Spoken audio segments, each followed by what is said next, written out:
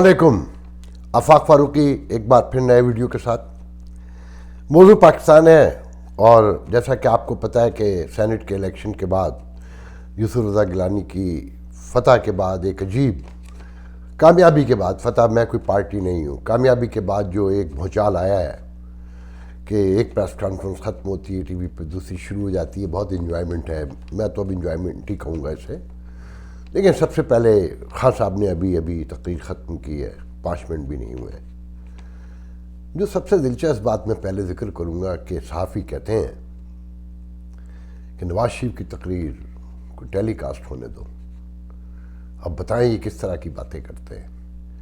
तो मुझे इन हुक्मरानों पे हंसी भी आती है, रहम भी आता है कि किस डिलूजन का शिकार है। खान साहब, मैं आपसे बहुत पहले नवाज शरीफ की तकरीर देख चुका था। ये इंफॉर्मेशन हाईवे का दौर है, आपके पाबंदियाँ लगाने से किसी की तकरीर अब नहीं रुक सकती। ये आखिरी कोशिश भी कर लीजिएगा। खैर, खान साहब ने आज जो तकरीर की, एक तो वही पुराना नैरेटिव कि एनआरओ नहीं दूंगा, और आज बहुत बड़ी धमकी दी कि मैं असम्बली से भी बाहर चला जाऊँ तो मैं तुम्हारा पीछा करूँगा, मैं सड़कों पर आऊँगा, बाज़ारों में आऊँगा। ये मुख्तलिफ़ इदारों को, और एक बहुत वाज़ेह बड़ा पैगाम था कि ये बहुत बड़ी धमकी थी आज कि परसों वो तहरीक वोट ऑफ कॉन्फिडेंस लेंगे, और जो कहते हैं कि मैं इक़्तिदार के चिमटा हुआ नहीं हूँ और मुझे इसकी कोई फिक्र नहीं है, और मैं बड़े आसान के अंदाज में, उनकी पार्टी भी कह रही है और वो भी कि वो वोट ऑफ कॉन्फिडेंस लेंगे। तो वो सबको पता है कि अगर अक्सरियत ना मौजूद हो तो ट्रेडिशनल प्राइमरी वो पार्लियामेंट की ट्रेडिशन है कि आपको वोट ऑफ कॉन्फिडेंस लेना होता है। फिर तो अब तो सदन ने भी कह दिया है, तो इसका मतलब ये है कि आप अक्सरियत खो चुके हैं। खैर, मैं उस बहस से बाहर निकलता हूँ। आज खान साहब ने जो सबसे अहम बात की कि नवाज शरीफ की तकरीर तो बहुत पहले हो चुकी थी, और नवाज शरीफ का जो आज बयानिया था वो यूसुफ रज़ा गिलानी की कामयाबी के बाद उस बयानिए में शोला फिशानी भी आज शामिल हो गई, और फ़ौज के ख़िलाफ़ आज उन्होंने फैसला कुन जंग लड़ने का ऐलान किया। मगर हैरान कुन तौर पर खान साहब ने जो तकरीर की उसमें आज फ़ौज के ख़िलाफ़ पहली FIR दर्ज करवाई गई। खान साहब कहते हैं कि ज़ियाउल हक़ के गैर जमाती इंतखाबात के नतीजे में जो हुकूमत बनी वो बुनियादी तौर पे बदउनवानी की माँ है। उसके दौर से पैसा शुरू हुआ जो रुक नहीं रहा, थम नहीं रहा, करप्शन सियासतदानों की। और फिर कहते हैं कि अगर चोरों को, बदमाशों को, लुटेरों को मेन स्ट्रीम में लाएंगे तो क्या अंजाम निकलेगा। ये मैं बाद में बताऊंगा कि चोरों को मेन स्ट्रीम में लाने वाले कौन कौन हैं, और जाने वाले तो चले गए, अब कौन ये काम कर रहा है। खान साहब ने बहुत ही एक खूबसूरत बात भी की। मैं कहूँगा कि आज की खान साहब की तकरीर अपने पुराने नैरेटिव के अल्फाज इधर उधर करके उसे बड़ा खूबसूरत अफसाना बनाया, बड़ा रोमांस था। मैं आप लोगों को रोज़ बताता हूँ कि जिन माशरों में इंसाफ और कानून नहीं होता, मेरिट नहीं होता, उन माशरों में ही बदउनवानी होती है, गुर्बत होती है, निज़ाम की बेतरतीबी होती है। तो खान साहब ने भी ये कहा कि अमीरी और गरीबी के जो माशरे हैं उनकी निशानी ये है कि जिन माशरों में मेरिट होगा, खास मेरिट का तो नहीं कहा उन्होंने, कि जिन माशरों में इंसाफ होगा, कानून होगा, वो अमीर होंगे, और जिन माशरों में इंसाफ और कानून नहीं होगा वो गरीब होंगे। फिर उन्होंने बताया कि यूनाइटेड नेशन का इदारा बताता है कि गरीब मुल्कों से 1000 अरब डॉलर जो है साल का जाता है, 10 अरब पाकिस्तान से जाता है। ये भी पुराना वो बता चुके हैं पहले। जो खान साहब ने अहम तरीन गुफ्तगू अपनी की कि सेनेट के हवाले से कि पैसा लगा, वोट ख़रीदा गया, और ये चाहते हैं कि सेनेट में अक्सरियत हासिल करके मुझसे एनआरओ ले लें, मुझे दबा लें। तो मुझे तो अपनी पूरी सीटें मिली हैं, मुझे कोई फ़र्क नहीं पड़ता। खान साहब, आपको पता है आप पे बहुत फ़र्क पड़ा है। आज का खिताब ये बताता है कि आप पर बहुत फ़र्क पड़ा है। मगर जब आप ये कहते हैं कि चोरों को मेन स्ट्रीम में लाने से माशरों का क्या अंजाम होता है, तो मैं अपने नाज़रीन को सिर्फ एक पहले भी थोड़ा बता चुका हूँ और डिटेल बता देता हूँ। उसकी रोशनी में खान साहब के बारे में फ़ैसला कर लीजिएगा। कराची से जो सैफुल्ला उबड़ो है, मैंने पहले बताया था कि नए 3 महीने 4 महीने पहले आए पार्टी में। आज मैं उसकी तफसील लेकर बैठा हूँ। ये सैफुल्ला उबड़ो ایریگیشن کے محکمے میں، محکمہ آبپاشی میں ایکسین تھے۔ پاکستان میں جو سرکاری ادارے ہیں وابڈا کے ساتھ، ایریگیشن کے جو محکمہ آبپاشی ہے، یہ بدترین کرپشن کی آماج گاہ ہے۔ یہاں کام کرنے والا ایس ڈی او اور انجینئر اور ایکسین جو سینئر ہوتا ہے انجینئر، وہ اربوں خربوں بہت آسانی سے کماتا ہے۔ میں آپ کو ایک دلچسپ پہلے ایک تاریخ سے ایک واقعہ سناؤں گا جو میرے ساتھ ہے۔ محترم جناب یوسف رضا گلیانی پرائم منسٹر تھے، امریکہ کے وزٹ پر آئے تو جو راجہ رینٹل کہلاتے ہیں، راجہ پرویز اشرف جو بعد میں وزیر اعظم بنے، میری ان سے بہت پرانی ہائے ہیلو ہے، شاید 25 سال پرانی ہوگی، 30 سال ہوگی، مجھے اب یاد نہیں ہے۔ ہم ایک دوسرے کو پہچانتے ہیں، دوستی نہیں کہہ سکتے، شناسائی ہے۔ میرا ایک بچپن کا دوست وابڈا میں انجینئر تھے کشمور میں، ان کی کوئی سفارش نہیں تھی تو وہ کبھی مرتے دم تک انتقال ہو گیا، 3 سال ہو گئے، وہ اپنے گھر اور بچوں سے دور ایک دیہات میں کشمور کے نوکری کرتے رہے کیونکہ کمزور طبقے سے تعلق رکھتے تھے۔ تو وہ شریف ترین آدمی، میں جھوٹ بول سکتا ہوں، میں چوری کر سکتا ہوں، میں منافقت کر سکتا ہوں، وہ ایک معصوم فرشتہ تھا، اللہ اسے جنت نصیب کرے، اس کا نام تھا وسیم۔ جب پرائم منسٹر یہاں آئے تو راجہ پرویز اشرف وزیر بجلی آبپاشی ہوا کرتے تھے، تو اس نے مجھے فون کیا، وسیم نے کہا کہ یار میں 25 سال سے یہاں نوکری کر رہا ہوں، ہر ہفتے 1 دن کے لیے اپنے گھر جاتا ہوں، یار میرا ٹرانسفر کرا دو سکھر، میری پوری جاب اب ختم ہونے والی ہے۔ میں نے راجہ پرویز اشرف کو بھرے میڈیا سینٹر میں روکا ایک موقع پر اور کہا کہ مجھے کام ہے۔ کہنے ہاں بتائیں افاق بھائی، آپ بولے حکم کریں۔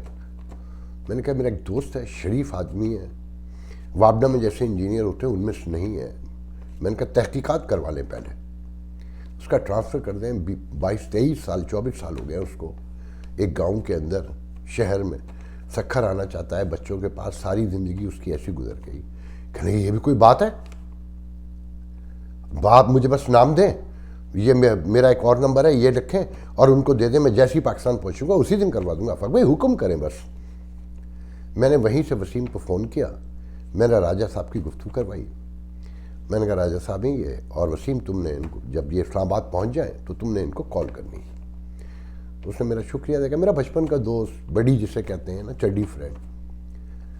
بات جیسے ہی یہ گفتگو ختم ہوئی، راجہ پرویز اشرف ادھر ادھر ہوئے تو وہاں جو موجود صحافی تھے ان میں ایک پاکستان سے صحافی آئے ہوئے تھے، میرے پاس آئے، کہنے لگے کس کا ٹرانسفر تھا؟ میں نے بتایا، کہنے لگے تم بڑے سادے آدمی ہو، یہ تو ٹرانسفر کروائے گا؟ میں نے کہا ہے تمہارے سب کے سامنے؟ کہنے لگے بھائی یہ آدمی 50-60 لاکھ روپے لیتا ہے، اس پوسٹ کا تمہیں اندازہ نہیں ہے، وہ تمہیں ایک ٹرانسفر دے کے مطلب سمجھتے ہو، اس کا 50 لاکھ روپے اس کا مطلب ہے تمہیں دے دیے اس نے، وہ تمہیں 50 لاکھ روپے دے گا، تمہارے ایسے تعلقات ہیں اس سے؟ میں نے کہا نہیں، میری تو جب یہ امریکہ آتے ہیں ہائے ہیلو ہے میری، اکثر ایک آدھ رات بھی ہم نے ساتھ گزاری ہے اپنا کے کنونشن میں، گپیں شپیں ماری ہیں، اس کے علاوہ تو کچھ نہیں شغل لگایا، لیکن کبھی نہیں کروائے گا۔ اور پھر ایسا ہی ہوا، میرا دوست کالیں کر کر کے تھک گیا اور آخر اس دنیا سے چلا گیا، اس کا ٹرانسفر نہیں ہو سکا۔ اب میں آتا ہوں کہ مین اسٹریم میں چور آتے کیسے ہیں۔ یہ جو سیف اللہ ابڑے ہیں، میں نے بتایا کہ اسی ایریگیشن کے محکمے میں ایکسین تھے، جب ریٹائر ہوئے تو یہ اربوں پتی بن چکے تھے۔ میریٹ اسلام آباد کے بالکل عین سامنے ان کا 1000 گز کا بنگلہ ہے۔ جو لوگ نہیں سمجھتے اس بات کو، وہ کسی ریل اسٹیٹ ایجنٹ سے پنجاب کے اسلام آباد کے پوچھیں کہ میریٹ کے سامنے 1000 گز کے بنگلے کی قیمت کیا ہوتی ہے۔ وہ قیمت 60 سے 70 کروڑ روپے ہوتی ہے، 80 کروڑ میں بھی مور دین دیٹ۔ شاید میرا اتنا ویژن نہیں ہے کہ میں اس کی قیمت بتا سکوں، کیونکہ 10 سال پہلے میں نے کسی سے پوچھا تھا، وہ اس کے سامنے بڑے خوبصورت بنگلے ہیں، مجھے نہیں پتا تھا کہ ان میں سیف اللہ اوبڑو بھی موجود ہے۔ تو مجھے اس وقت بتایا گیا تھا کہ یہاں 50-60 کروڑ سے نیچے نہیں ہے، تو اب جس طرح سے مہنگائی وہاں بڑھی ہے تو وہ 1 ارب روپے تک کا ہوگا۔ تو مجھے بتانے والوں نے بتایا کہ گزشتہ 1 سال سے یہ آدمی وہاں پر جو شاہی کھانے ہوتے ہیں نا ان کا لنگر چلاتا ہے، جہاں پی ٹی آئی کے گورنر، ایم این اے، وزیر، سب شراب کباب، یہاں تک کہ گاڑیاں 0 میٹر چابیاں دی گئیں۔ اور پھر آپ نے دیکھا کہ 3 مہینے کے بعد پی ٹی آئی میں وہ آئے اور انہیں سینٹ کا رکن بنا دیا گیا۔ یہ وہی صاحب ہیں جو فریال ادی کے تالپور کے زرداری صاحب کی بہن کے فرنٹ مین کے طور پہ ابھی 2.5 سال 3 سال پہلے تک مشہور تھے. جائیں سب معلوم کر لیں، اور اگر میری بات غلط نکلے تو میرا گریبان آپ کا ہاتھ. اب آئیے کہ نواز شریف کیا کہتے ہیں. آج نواز شریف نے، اچھا میں نے جیسے کہا نا کہ خان صاحب کی تقریر سے پہلے میں نواز شریف کو سن چکا تھا، اور نواز شریف کی تقریر سے پہلے میری کسی فوجی سے گفتگو ہو رہی تھی جو 4-5 روز سے ہو رہی ہے. تو میں نے ان سے سوال پوچھا کہ کیا نواز شریف سے صلح کی کوئی گنجائش ہے؟ تو انہوں نے کہا کہ باپ بیٹیوں نے تلخی کو زہر میں تبدیل کر دیا ہے. ابھی یہ گفتگو ہوئے 10 منٹ بھی نہیں ہوئے تھے کہ نواز شریف صاحب کی وہ تقریر جسے خان صاحب پاکستانی ٹیلی ویژن پہ نہیں چلنے دیتے، وہ میں نے ایک مین سٹریم پہ ایک چینل ہے انٹرنیٹ کا، اس پہ دیکھی. تو وہ کہتے ہیں کہ لڑائی کا فیصلے کا آخری وقت آ گیا ہے آئین کے غداروں کے خلاف، آئین کو توڑنے والوں کے خلاف، جنہوں نے نظام کو درہم برہم کیا، جنہوں نے قومی سلامتی کو داؤ پہ لگایا.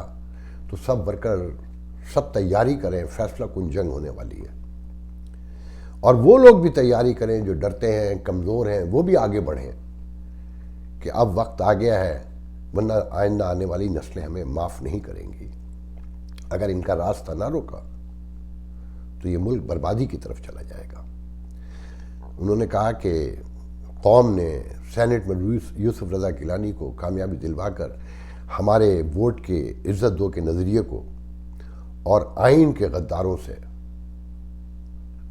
فیصلہ کرنے کا مینڈیٹ دیا ہے. بہت خوفناک تقریر تھی آج ان کی، اعلان بغاوت تھا، اور بغل بجا کے جسے کہتے ہیں نا. تو مجھے نہیں پتا کہ یہ بات اب کہاں جائے گی. مجھے ہاں یہ پتا ہے کہ فوجی اسٹیبلشمنٹ میں اور ISI میں لڑائی ہو چکی ہے. پہلے تو کہا جاتا ہے نا کہ ریاست میں فوج ایک ریاست ہے، مگر اب فوج میں ISI ایک ریاست ہے. کہ ڈسکا کے الیکشن میں جو ہوا وہ واضح طور پہ لوگ کہہ رہے ہیں، نام لے کے کہہ رہے ہیں کہ ISI نے کیا.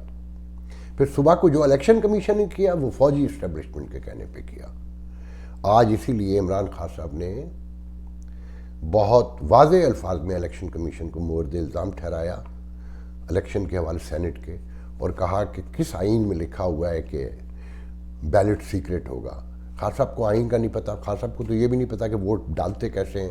انہوں نے تو چیک سائن کیا اور اپنے کشمیر کمیٹی کے چیئرمین پر گرم ہوئے کہ تو اسے ووٹ ڈالنا نہیں آتا. پھر زرتاش گل نے بتایا کہ خان صاحب نے بھی چیک سائن کیا ووٹ کی جگہ، میں نے بھی سائن کیا. تو خان صاحب کو یہ بھی نہیں پتا کہ آئین میں لکھا ہوا ہے کہ نہیں لکھا ہوا ہے کہ بیلٹ سیکرٹ ہوگا. اور انہوں نے کہا کہ اگر یہ ایک بار کوڈ لگا دیتے تو لوٹ مار نہ ہوتی اور ووٹ نہ بکتا. تو الیکشن کمیشن بھی متنازع بنا دیا گیا مکمل طور پہ، اور حکومت نے بنایا. یہ کام پہلے اپوزیشن کیا کرتی تھی. میرے پاس بہت کچھ ہے کہ نواز شریف کے خان صاحب کے حوالے سے فوجی اسٹیبلشمنٹ کے اور خان صاحب کے درمیان لڑائی کیا ہے.